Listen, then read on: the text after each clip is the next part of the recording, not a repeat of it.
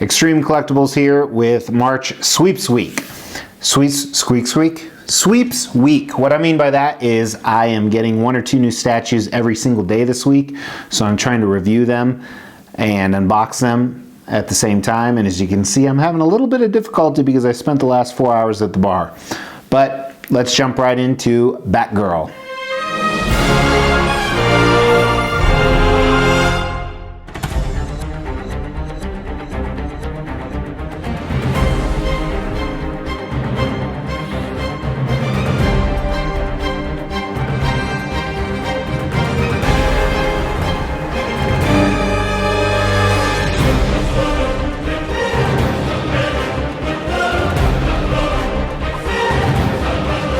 Extreme Collectibles here with Quarter Scale Batgirl by XM Studios. This is a piece that just came out. It was a made-to-order piece, so they didn't have an edition size per se. I don't know how many they ended up making. It cost around 900 to 1,000 Singapore dollars, which is approximately 760, 770 US dollars, depending where you're at in that range. Plus shipping, you can get overseas shipping for usually around 200 or domestic shipping for 50 to 100 depending on who your distributor is. This came in an unusually small box, but when I opened it up, Batgirl is actually pretty small, so it made sense. The base is one piece. Some of these wood, bamboo pillars come in via magnet. There's about 4 or 5 pieces that connect that way. Batgirl herself, her body and legs are one piece. Then she has a number of switch out arms and switch out heads. So let's just talk about those right away. So first of all, on her left arm, she has a switch out left arm that can hold a sword. She has a switch out left arm that's kind of a force arm saying stop. Another switch out left arm which is holding a batarang closer to her body. A switch out right arm that's putting the sword back behind her back.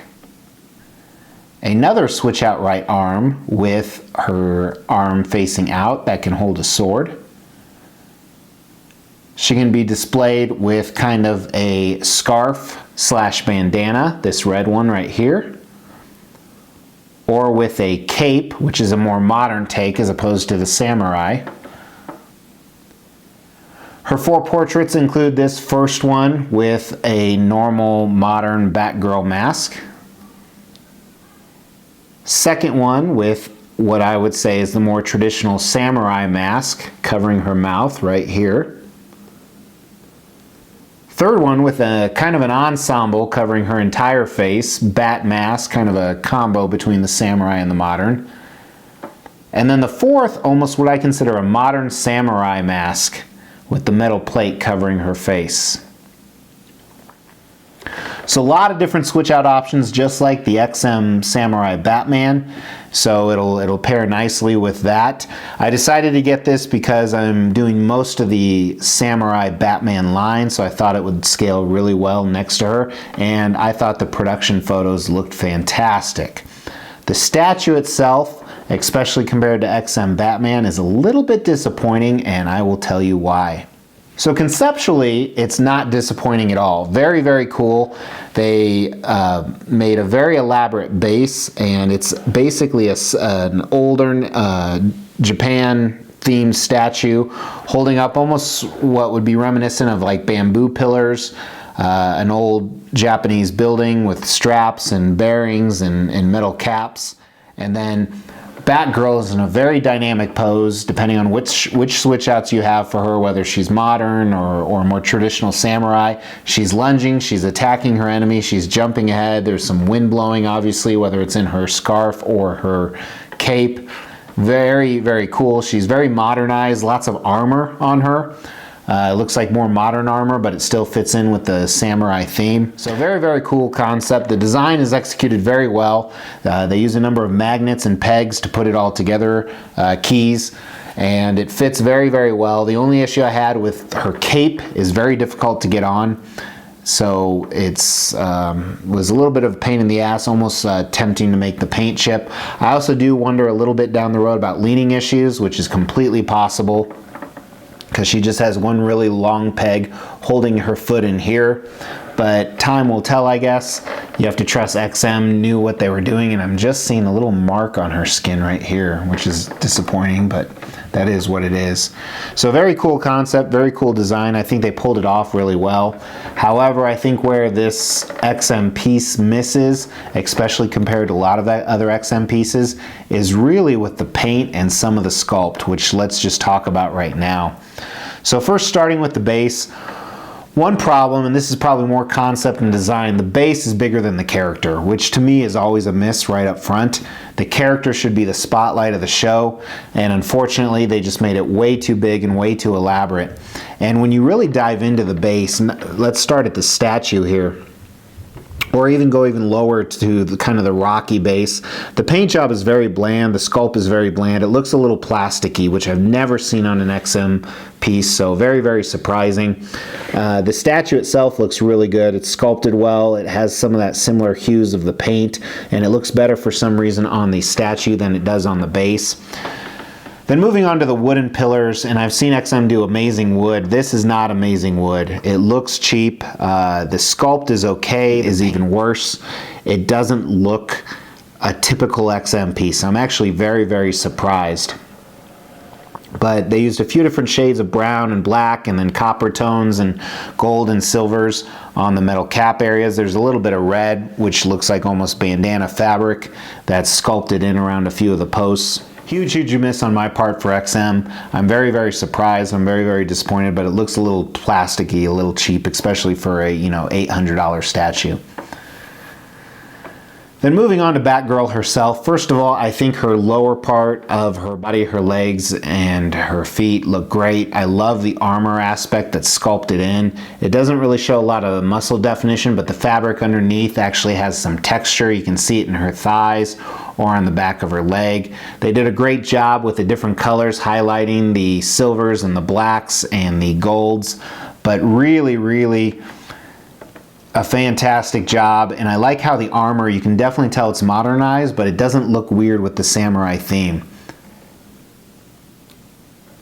One thing about Batgirl too is she has a huge ass for how skinny she is, which, that's not my thing. I don't like big butts, and I do not lie, but it's oversized in my opinion.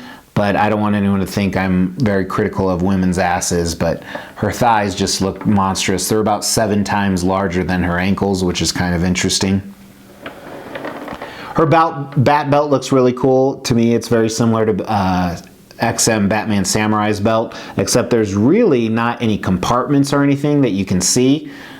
So it's kind of just a basic gold belt with the front compartment.